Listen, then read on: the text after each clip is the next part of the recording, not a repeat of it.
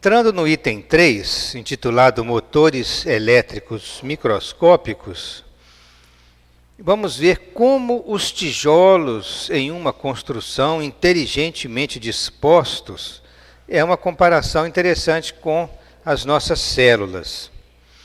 As células são compelidas à disciplina pela ideia orientadora que as associa e governa, que no caso é o próprio espírito, o coordenador e o orientador das funções celulares.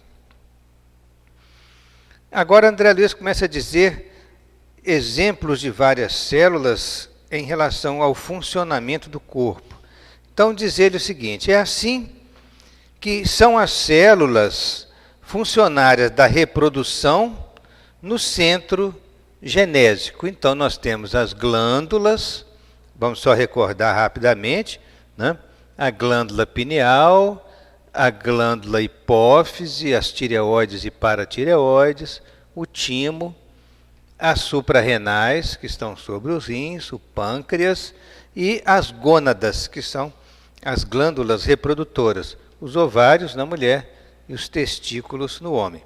Então essas células são funcionárias da reprodução aonde? No centro genésico, tanto masculino quanto feminino. São também trabalhadoras da digestão e da absorção dos nossos alimentos no chamado centro gástrico do perispírito, que se localiza na altura do estômago. São operárias da respiração e fonação no centro laríngeo, que está situado no pescoço, na altura da glândula tireoide. São operadoras da circulação no centro cardíaco, centro este que se localiza na parte central do tórax, relacionado ao funcionamento cardíaco e às nossas emoções. São servidoras da distribuição, reserva e defesa no centro esplênico, esplênico relacionado ao baço. Então vocês estão vendo a localização do baço e no aparelho digestivo todo nós vemos o baço nessa posição do lado esquerdo em contraposição ao fígado, que é do lado direito.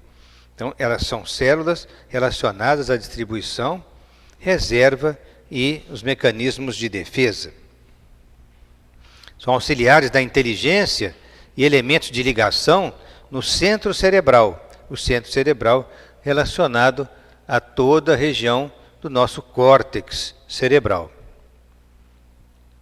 E são administradoras e artistas no centro coronário, que é o centro mais importante do corpo espiritual, relacionado profundamente, localizado profundamente na parte profunda do cérebro, como se o córtex cerebral envolvesse o centro coronário na região do diencéfalo.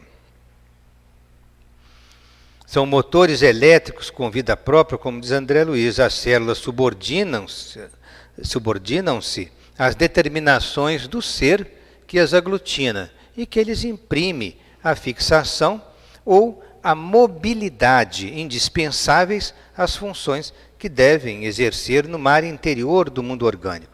Então, vejam os aspectos interessantes. As células, elas podem estar fixadas ou elas podem apresentar mobilidade, dependendo da função e do tecido ao qual elas pertencem. Quanto à questão da mobilidade, André Luiz fala uma coisa interessante, que estão relacionadas ao mar interior do mundo orgânico. Então, ao falar em mar interior, ele está se referindo aos líquidos orgânicos, e é interessante explicarmos como que isso funciona, como que isso está dividido. As células que não estão fixadas em tecidos, elas estão móveis. Elas se movimentam aonde? Nos chamados líquidos extracelulares. E nós temos dois compartimentos principais no organismo de líquidos. Os líquidos intracelulares, que todas as células do organismo têm líquido dentro, e temos os líquidos extracelulares, estão fora das células. Estando fora das células, eles têm uma subdivisão que nós vamos mostrar, que é o chamado espaço intersticial que é o espaço que está entre as células e os tecidos em geral, e nós temos o espaço dito intravascular. O espaço intravascular, ele contém o sangue e a linfa, uma circulação independente. O sangue circula por todas as artérias, veias e capilares sanguíneos, e a linfa tem uma circulação independente chamada circulação linfática, que é feita da periferia para o centro e é um líquido claro. Se nós pudéssemos examinar a linfa, ela se assemelha a um líquido realmente muito claro, parece até a própria água, mas no microscópio nós vamos ver uma riqueza de detalhes ali. Então o compartimento chamado espaço intersticial, ele está entre as células e os tecidos. E o espaço intravascular, tudo que está contido na circulação sanguínea e linfática. Isso faz parte de quê? Do grupo dos líquidos extracelulares. O sangue está dividido em plasma e elementos figurados. Já vimos numa figura anterior mostrando que o plasma representa 55% do volume do sangue. E os elementos figurados, que são todas as células do sangue, as hemácias, os leucócitos, as plaquetas, fazem parte de 45% do volume do sangue. Todos esses líquidos são intercambiáveis, há uma troca entre eles, e atuam no equilíbrio orgânico geral, que se dá o nome de homeostase. Homeostase, então, é o equilíbrio orgânico geral de nosso corpo.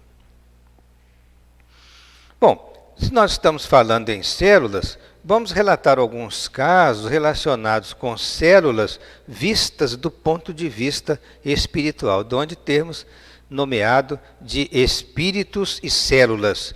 Então vamos citar do livro Missionários da Luz, no capítulo 3º, o caso do rapaz infectado por bacilos psíquicos da tortura sexual.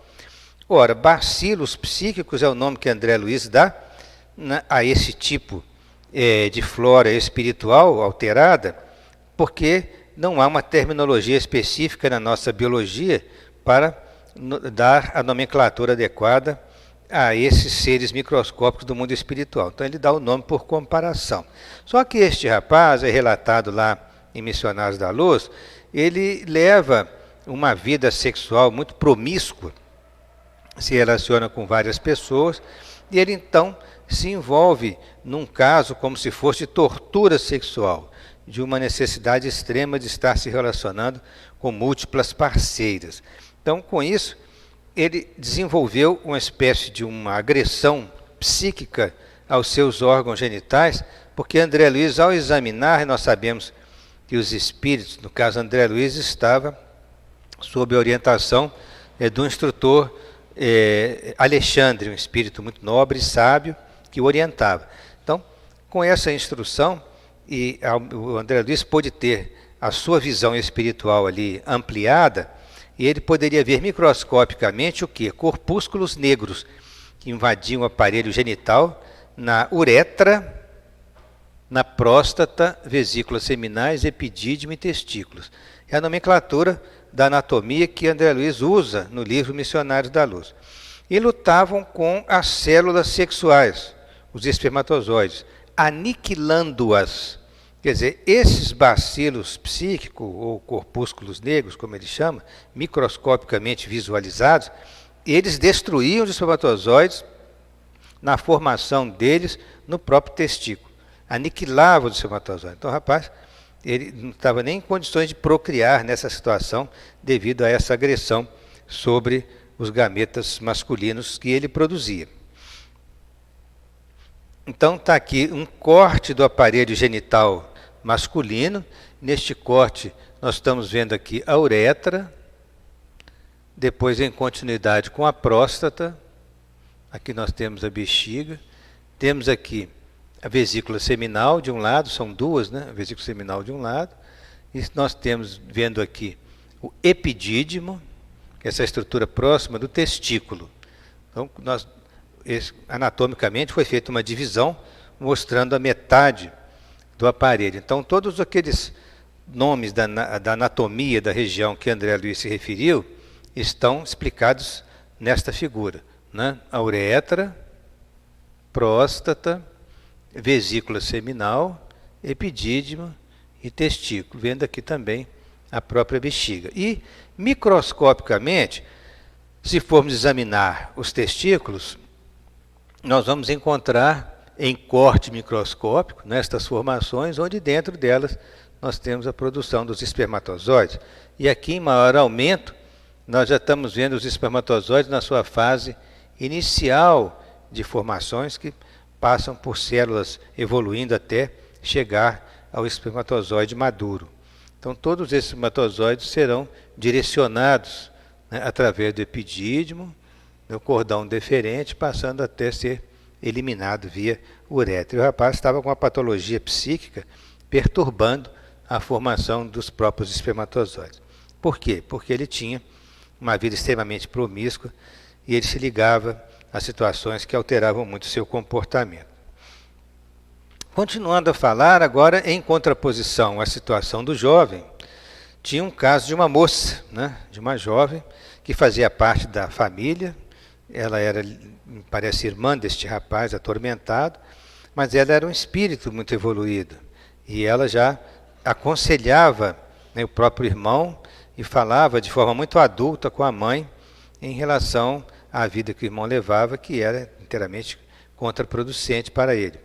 Essa jovem, ela estava cercada de um maravilhoso halo de luz, descreve André Luiz, Missionários da Luz, no capítulo 5º, dizendo então que as suas células ainda se encontram absolutamente livres de influências tóxicas e o seu coração, envolvido em bons sentimentos, comunga com a beleza das verdades eternas.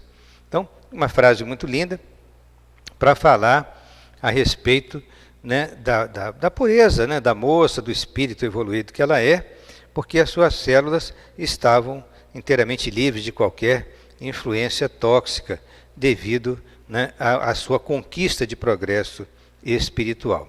Vamos encontrar outras referências às células e vamos citá-las mais adiante. Só para lembrar a questão dos bons sentimentos, né, que estão colocados aí nesta figura, pesquisada em internet, mas mostrando uma moça jovem ainda, mas portadora de bons sentimentos. Ela representa bem essa situação, portanto, as suas células são saudáveis, livres de quaisquer influências tóxicas de pensamentos inferiores. Seu coração envolvido em bons sentimentos, repetindo a frase, comunga com a beleza das verdades eternas. Um terceiro caso relacionado com a questão de células e espíritos, nós temos a questão da reencarnação do Segismundo, que é muito citado no livro Missionários da Luz, em que o instrutor Alexandre era capaz de visualizar as disposições cromossômicas de todos os princípios masculinos, os espermatozoides, em movimento, depois de haver observado atentamente o futuro óvulo materno. Então, nisso ele presidia o trabalho prévio da determinação do sexo, está no capítulo 13 de Missionários da Luz. Então, nós já falamos outras vezes e repetimos, o espírito tem um potencial de ampliar a visão para o mundo microscópico se a vontade dele assim conduzir. E ele pode visualizar o mundo microscópico, né? Nós temos os nossos sentidos muito limitados na matéria, mas o espírito, que já tem um certo nível de progresso, ele consegue entrar no microcosmos com muita facilidade e visualizar as disposições. Olha só que interessante, ele não está vendo só a célula, ele está vendo o núcleo dos espermatozoides e, em detalhes, ele estava analisando os cromossomas dos espermatozoides, em todos os princípios masculinos em movimento. Então, com isso, ele não só analisou o óvulo, como ele analisou os espermatozoides, e ele direcionou o potencial magnético dele para um deles, que foi escolhido porque era o mais apto para o processo da fertilização ou fecundação.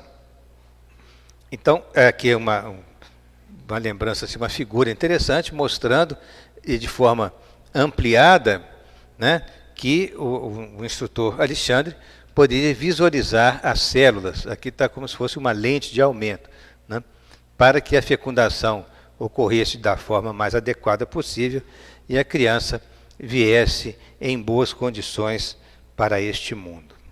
E, finalmente, dentro desses exemplos que estamos colocando de espíritos e células, vamos recordar também um caso muito conhecido em Obreiro da Vida Eterna, da desencarnação de Dimas, no capítulo 13, em que lá está dito que o que mais impressionava ao André Luiz era a movimentação da fauna microscópica nos líquidos da cavidade abdominal, do fígado, na vesícula biliar do nosso irmão Dimas. É porque André Luiz estava examinando o Dimas em termos microscópicos e, ao visualizar o interior do seu organismo, ele ficou impressionado com a quantidade de seres microscópicos, quer dizer, de bactérias, vírus, que ele poderia ter no seu organismo, perturbando a sua saúde, agravando o seu estado.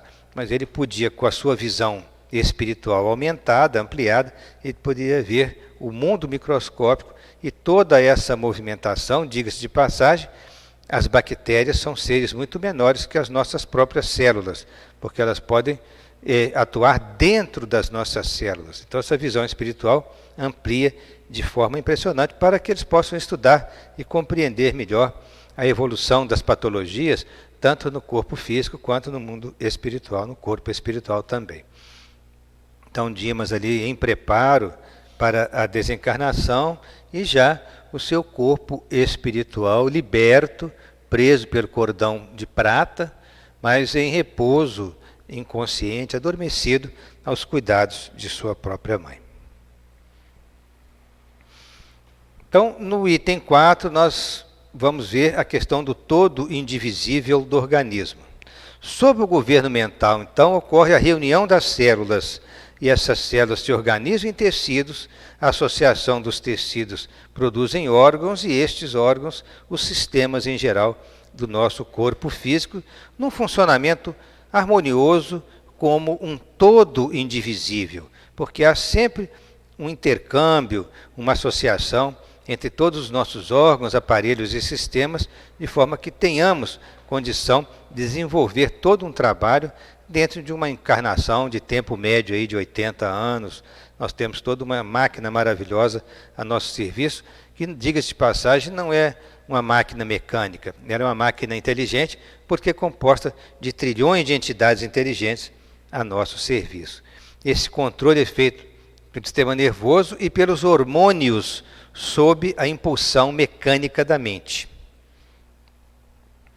Influem também os diferentes estados emotivos da consciência, a liberação de cargas de elementos químicos em nível ideal e recursos de manutenção e preservação da vida normal.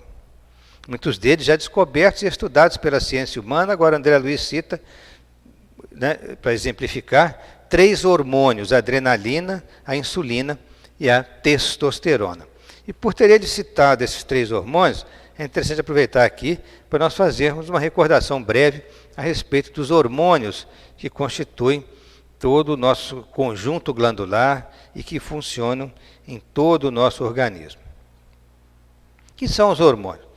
Os hormônios, eles são substâncias químicas produzidas em alguns órgãos ou por glândulas, que vão exercer ações de controle local ou geral em nosso organismo. Interessante que não são somente as glândulas que produzem os hormônios, são também alguns órgãos do nosso corpo que produzem estes hormônios.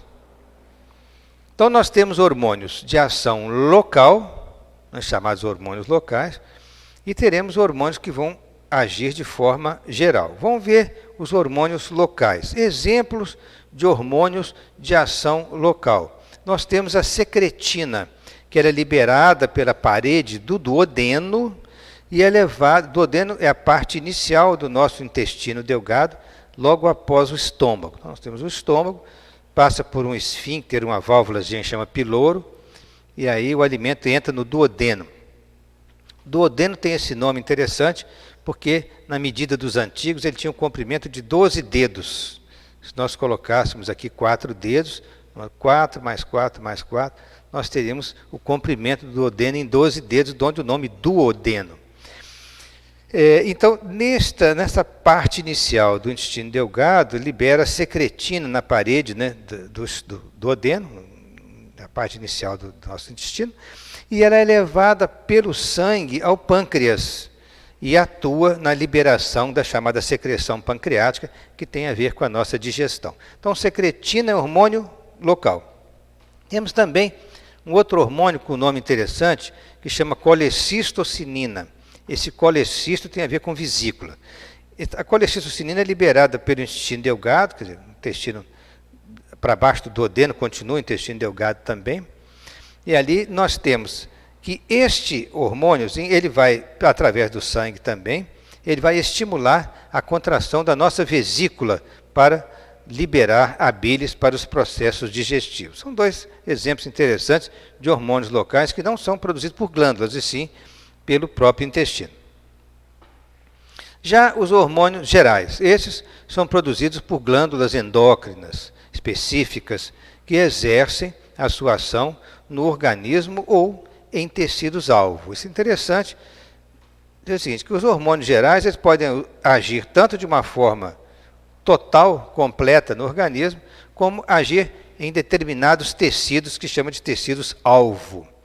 Então, eles agem no organismo como um todo. Vamos pegar esse tipo de classificação agora. Adrenalina e noradrenalina, por exemplo, são hormônios, os hormônios do estresse chamados, são liberados pela medula das glândulas suprarrenais, pela parte mais profunda das glândulas suprarrenais. O hormônio do crescimento, é um hormônio, o hormônio do crescimento, é liberado pela hipófise anterior, que é a glândula hipófise, localizada na base do cérebro, numa cavidade no crânio. Ela tem a parte anterior e a posterior, que nós vamos mostrar. Então, a parte anterior dela, entre alguns hormônios que libera, tem esse do crescimento que atua, evidentemente, no nosso corpo inteiro. Hormônios da glândula tireoide, hormônio tireoide, ele promove reações químicas nas células em geral, atua em todo o metabolismo do nosso organismo. Agora, tem os outros hormônios que agem em tecidos-alvo. Citamos alguns que agem no organismo em geral, agora vamos citar aqueles que agem em tecidos-alvo, como, por exemplo, a chamada adrenocorticotrofina. Esses nomes são nomes assim um pouco complexos, mas dá para separar assim a compreensão deles em termos de dividir a palavra, né? Em termos etimológicos. Quer dizer, adreno tem a ver com a glândula suprarrenal, que está em cima do rim. Córtico, porque atua na camada cortical da glândula. E trofina, porque esse trófos vai ser a ação do hormônio sobre aquela região.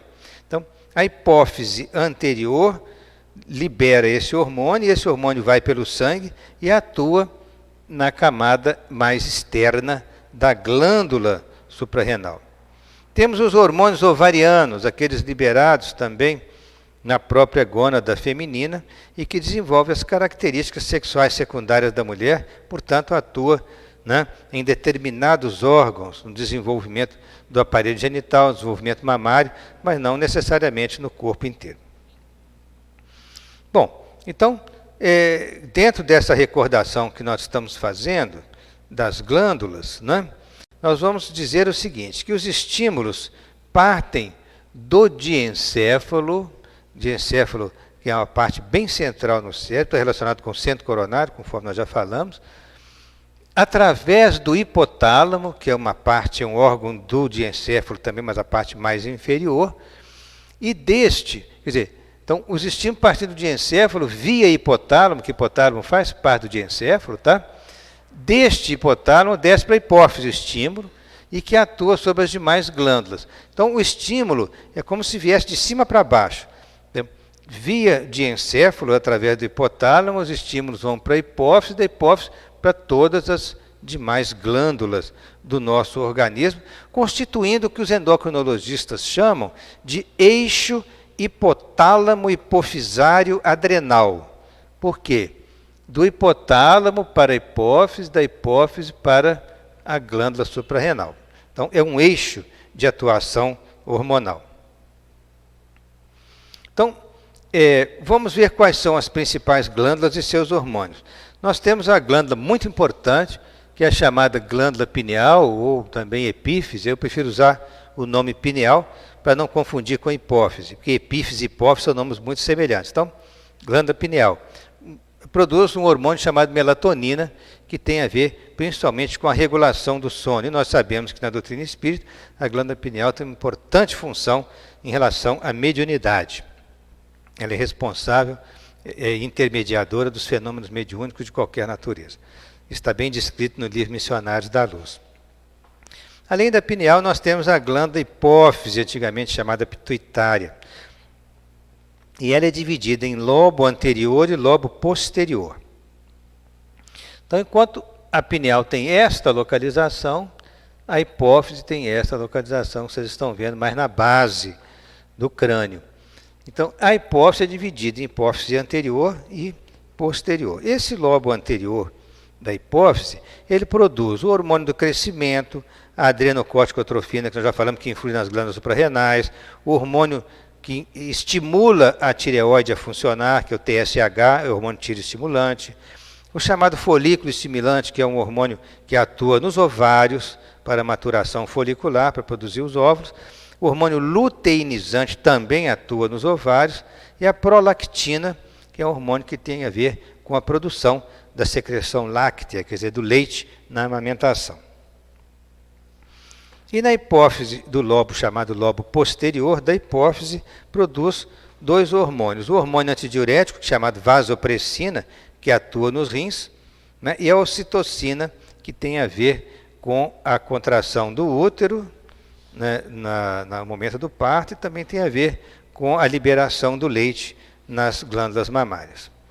Muito interessante essa descrição, porque a gente já começa a ver todo esse cortejo hormonal que nós temos, né?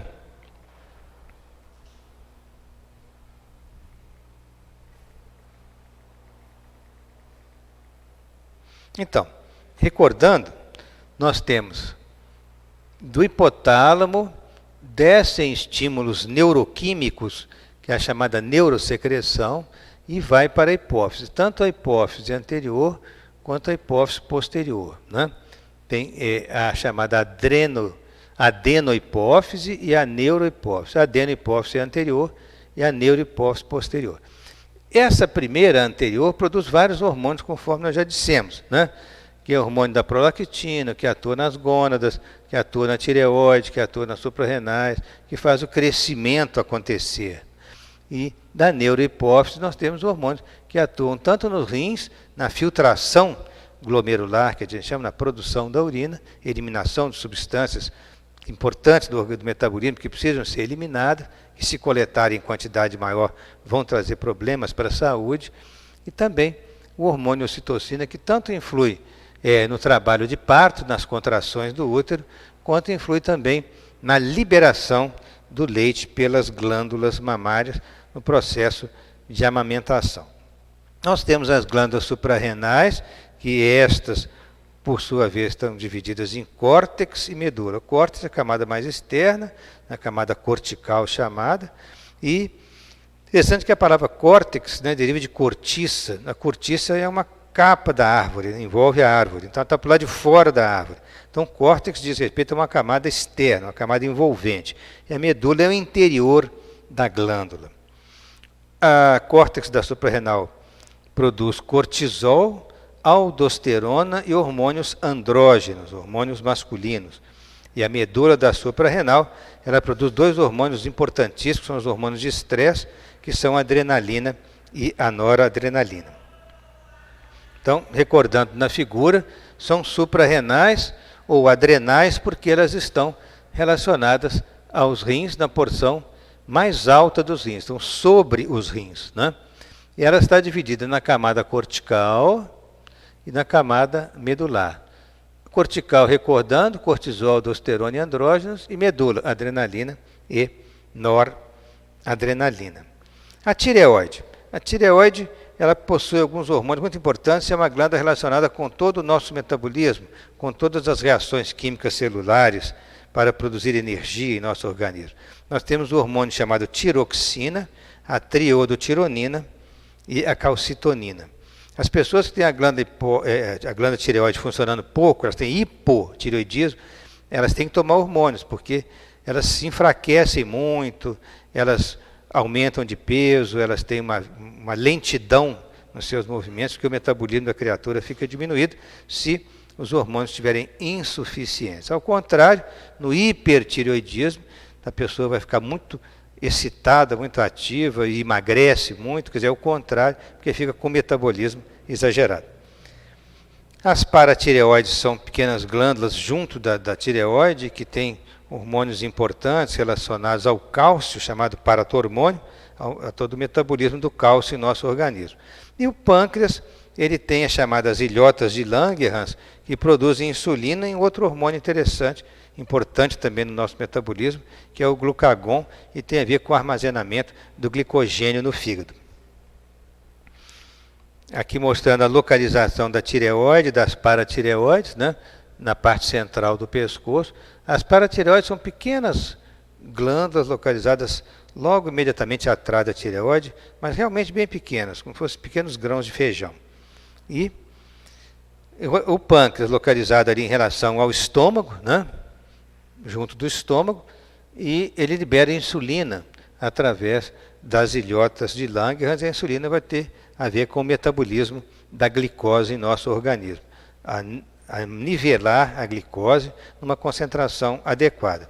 Finalmente, os ovários e os testículos. Os ovários, as gônadas femininas, que produzem estrogênios, e a progesterona na mulher, e os testículos no homem, que produzem a testosterona, que é um hormônio de importância fundamental para o metabolismo masculino em geral.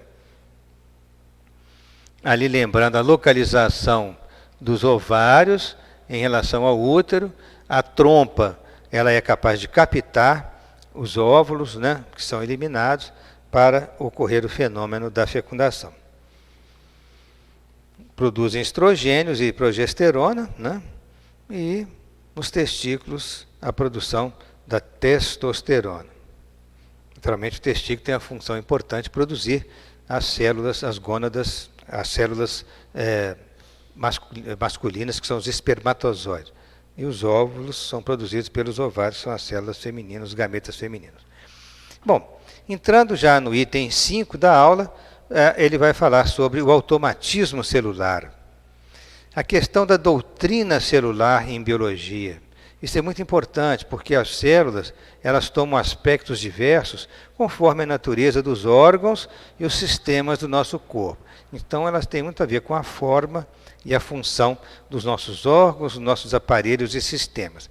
Ampliando essa informação, nós vamos dizer, no caso André Luiz dizendo, que a inteligência, influenciando o citoplasma, elemento intersticial de vinculação das forças fisiopsicossomáticas, ou seja, entre o perispírito e a matéria, ele obriga as células ao trabalho de que necessita para expressar-se. Então, é o controle automático do espírito sobre o funcionamento celular. Esse trabalho, à custa de repetições quase infinitas, se torna perfeitamente automático para as unidades celulares que se renovam na execução das tarefas que a vida lhes assinala. Nós vemos exemplos claros de automatismo celular no funcionamento cardíaco. Nós não temos que pensar no batimento cardíaco para ele acontecer. Ele acontece por automatismo, tem um sistema de condução própria, de estímulo nervoso que faz o batimento cardíaco. Ainda tem também os próprios nervos que chegam ao coração para auxiliar nesse trabalho, mas é por automatismo que ele funciona. Da mesma forma, as células do fígado, por exemplo, que o fígado é o nosso verdadeiro laboratório, processa todos os nutrientes inicialmente para que sejam lançados no sangue e que são de utilidade para todas as nossas células. Esse importante laboratório da vida localizado no fígado funciona em perfeito automatismo com as suas células chamadas hepatócitos, que existem aos milhões no fígado, que processam todos os nutrientes após a absorção via digestão. Ele é muito importante para o funcionamento de todo o organismo. Finalmente, o próprio sistema nervoso, dentro do automatismo celular dos neurônios, há toda uma coordenação de todas as nossas funções de movimento, de funcionamento de todos os nossos órgãos, aparelhos e sistemas, equilíbrio, enfim, e finalmente como órgão do pensamento, que é o principal órgão através do qual o espírito se manifesta. Todo esse automatismo iniciou-se em células muito primitivas no início do aparecimento da vida na Terra, há mais de 3 bilhões de anos. Aqui nós temos o exemplo de uma ameba emitindo, que a ameba é um ser unicelular, é um protozoário, emitindo seus pseudópodos, que são esses prolongamentos, com pequenas trombas, e com esses pseudópodos ela vai se movimentando no seu ambiente, interagindo com um automatismo inicial que gerou no futuro todo o automatismo das demais células. Os efeitos do automatismo, então, no item 6º. Estudos científicos comprovam a ação integrada das células formando os tecidos e órgãos, que desempenham as mais diversas e importantes funções vitais no organismo. A cultura artificial de células e tecidos desenvolveu conhecimentos sobre como as células crescem, sobre a diferenciação das células, bem como as manipulações genéticas para o estudo da estrutura e da função dos genes. Quer dizer, cultivando as células em laboratório, os cientistas tiveram acesso ao funcionamento das células, teria muita dificuldade de analisar isso no organismo vivo, mas em laboratório, podendo cultivá-las em meios químicos especiais, eles puderam estudar melhor e aprofundar no conhecimento das funções celulares extremamente complexas. Células diversas permanecem vivas por muito tempo, diz André Luiz, quando estão mergulhadas num soro, claro que é um soro especialmente, é uma composição especial, que cuidadosamente imunizado e mantido na temperatura do corpo, acusa uma vida celular intensa. Após algumas horas, produtos de excreção, quer dizer, produtos que as células eliminam, intoxicam o soro, impedindo o desenvolvimento celular. Mas, se esse líquido for renovado, as células continuam a crescer naturalmente naquele meio de cultura próprio. Então, nós vamos agora relembrar e homenagear um grande cientista americano que foi o pioneiro na cultura de células de animais em laboratório, quer dizer, cultura artificial de tecidos, né? Células e tecidos. Ele chama-se Harry Eagle. É um cientista americano de Nova York, pioneiro nessas experiências do cultivo de células animais em laboratório, e publicou um trabalho muito importante na revista Science, que é uma revista de extremo respeito, de extrema importância no mundo científico, e até hoje é uma revista muito conceituada. Então, em 1955, ele publicou esse trabalho. Ele lutou muito em laboratório para desenvolver um meio de cultura que ele considerasse assim, o mais adequado, o meio ideal para o desenvolvimento das células. Porque antes tentaram vários tipos de meios de cultura e não conseguiam um bom desenvolvimento.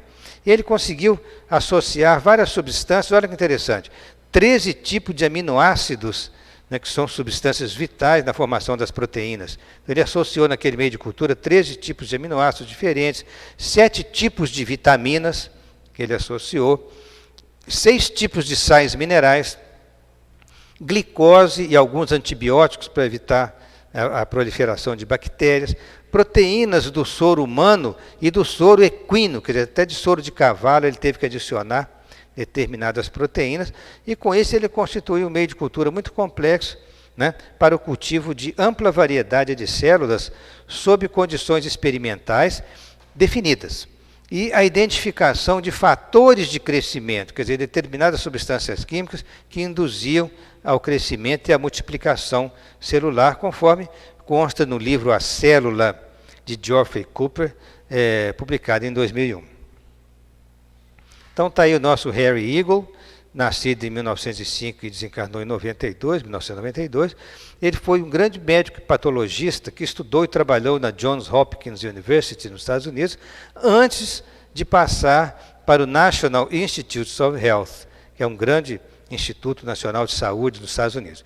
Ele trabalhou lá de 1961 a 1988 nesse instituto. Então, trabalhava também no Albert Einstein College of Medicine. Ele desenvolveu trabalhos em vários setores. Ele é conhecido pela compreensão de como as células humanas, e de mamíferos em geral, se reproduzem. Então, ele pôde estudar na cultura de tecidos como essas células se reproduzem. Em 1987, ele recebeu um prêmio muito importante, porque ele foi condecorado com a Medalha Nacional da Ciência por seu trabalho no campo das ciências biológicas. Então, ele desenvolveu essas culturas. Ele pegava, por exemplo, um tecido inicial aqui, ele fragmentava o tecido, separava as células, introduzia num meio de cultura próprio, e essas células ficavam em suspensão no meio de cultura própria, e elas eram colocadas numa placa de cultivo. Então, aquelas começavam a desenvolver nessa placa própria, que tem um meio de cultura chamado cultura primária. A seguir, essas células eram retiradas deste meio de cultura primária e recolocadas, elas vão se aderir à placa, na superfície dessa placa de cultura, e nós poderemos, então, a partir disso, retirar células e transportar para outros meios de cultura. Então, nós vamos fazendo culturas primárias, vamos fazendo culturas secundárias e vamos trocando as células e passando para outros meios. Algumas células podem ser, entre aspas, até imortalizadas em culturas, como células de tumores ou de embriões, porque elas, teoricamente, elas não morrem nunca, eles vão sempre tirando de um meio, passando para outro, elas voltam a desenvolver, e elas voltam a desenvolver progressivamente, como se elas estivessem imortalizando a sua própria linhagem. São estudos na biologia para melhor compreensão do funcionamento das células. Aqui tem um exemplo de um importante laboratório de biologia celular e molecular, numa faculdade de medicina da Universidade do Porto, em Portugal, onde eles fazem muitos experimentos dessa natureza. Fora do governo mental que as dirigia, não se revelam as células, né? Não se revelam iguais às células suas irmãs em função orgânica.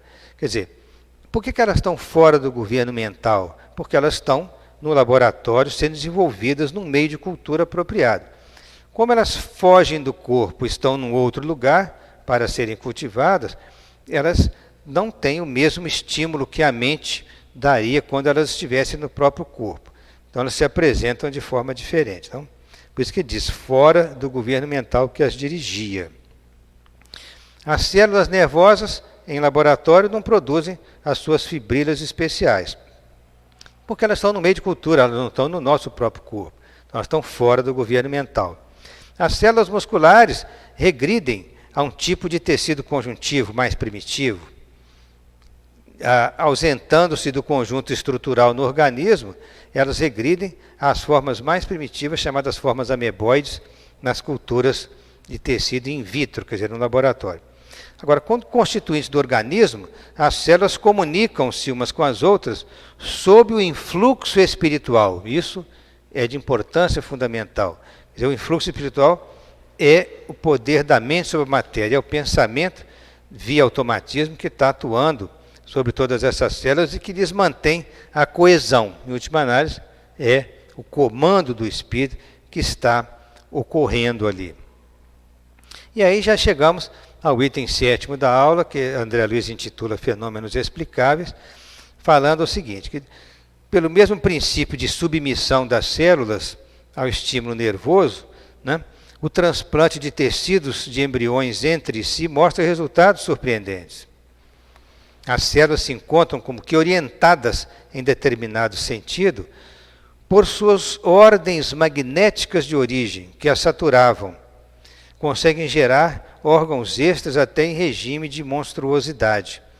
Porque os tecidos dos embriões têm um potencial de crescimento muito grande. E se nós retiramos uma amostra daquele tecido, né, e colocamos em condições de desenvolver, eles podem gerar formas estranhas, órgãos extras e até monstruosos, por causa do grande potencial de crescimento que eles apresentam. Só a gente lembrar aqui a questão das células chamadas pluripotentes ou totipotentes. Nós temos o óvulo fertilizado, que se transforma em ovo. Depois, aqui no embrião de 8 dias, ele já está implantado na cavidade uterina. E ele se apresenta com as células principais que vão constituir todo o corpo do indivíduo, que são as chamadas células-tronco. Essas células-tronco, elas são pluripotentes ou totipotentes, porque, teoricamente, essas células podem desenvolver qualquer tipo de tecido do nosso corpo. Desde o neurônio, passando pelo músculo, as células sanguíneas, todas são originadas das células-tronco iniciais. Então, o desenvolvimento do embrião, em resumo, se dá a partir das células-tronco. São capazes de gerar quaisquer tipos de células adultas. E, devido a esse fato, os tecidos do embrião têm um grande potencial de crescimento quando são transplantados. Haja vista a recordação daquele caso que foi muito famoso na nossa mídia, o trabalho do Dr. Charles Vacante, da Universidade de Massachusetts, nos Estados Unidos. Ele, em 1995, só que isso não foi divulgado em 95, foi divulgado, né, a posteriori. Mas em 95, ele conseguiu construir uma orelha humana no dorso de um rato. Um rato naturalmente imunodeprimido, para que não reagisse contra o organismo dele, não rejeitasse aquele tecido, vamos dizer assim. Então ele conseguiu construir uma orelha humana no dorso de um rato imunodeprimido, a partir de células de cartilagem, né, naturalmente cartilagem humana, semeadas sobre um molde biodegradável. E isso abre campo para a futura produção de órgãos a serem transplantados. Ele conseguiu fazer um molde de um material biodegradável, introduziu esse molde no dorso do rato, debaixo da pele dele, semeado por células cartilaginosas humanas, e o rato estando deprimido, essas células se reproduziram e acompanharam todo o molde biodegradável com o formato da orelha humana, e o organismo do rato não rejeitou por causa da imunodepressão. Então ficou uma coisa extremamente grotesca, né? Um animal andando com a orelha humana no dorso, e isso causou surpresa no mundo inteiro, mas é verdade, isso pode ser conseguido. Não agora, mas no futuro, a engenharia genética está caminhando para criar moldes biodegradáveis de órgãos humanos. E se remove células-tronco do nosso corpo, que, por exemplo, poderiam gerar um rim.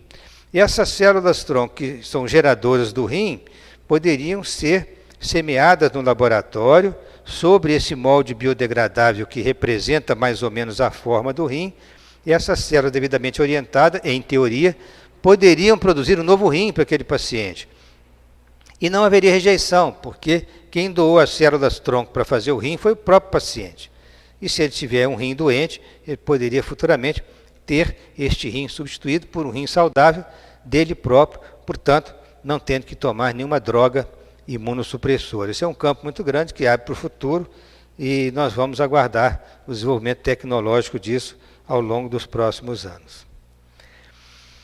E André Luiz, então, fala uma questão muito interessante da mente superconcentrada, falando da compreensão das demonstrações do faquirismo, dizendo o seguinte, que a mente superconcentrada, ela pode arremessar fluidos de impulsão sobre vidas inferiores, como seja a das plantas, imprimindo-lhes um desenvolvimento, às vezes, até anormal. E a questão do faquirismo é como se um faquir com a mente superconcentrada, ele conseguisse fazer várias coisas que o ser humano, na sua meditação normal, na sua concentração normal do dia a dia, teria dificuldade de fazer. É como se ele buscasse o desenvolvimento de outros poderes, concentrando a mente para se manter por um tempo muito longo, às vezes sem alimentação, em estado profundo de meditação, numa situação extremamente desconfortável para nós ocidentais, mas que para ele, né, aquilo evolui com uma certa naturalidade pela superconcentração de sua mente. E também lembrando, vocês sabem da história de pessoas que falam, nossa, a dona fulana tem uma mão excelente para a planta. Eu tinha aqui uma samambaia em casa, que não crescia, que estava raquítica, emprestei lá para a dona Maria cuidou dela com carinho enorme, e a samambaia ficou linda, cresceu, ficou viçosa. Então, há pessoas que têm essa possibilidade de doar determinados fluidos, né, pelo poder da própria mente, mesmo sem que elas o saibam, mas elas estão fazendo essa doação, e essa doação ajuda as vidas inferiores a se desenvolver.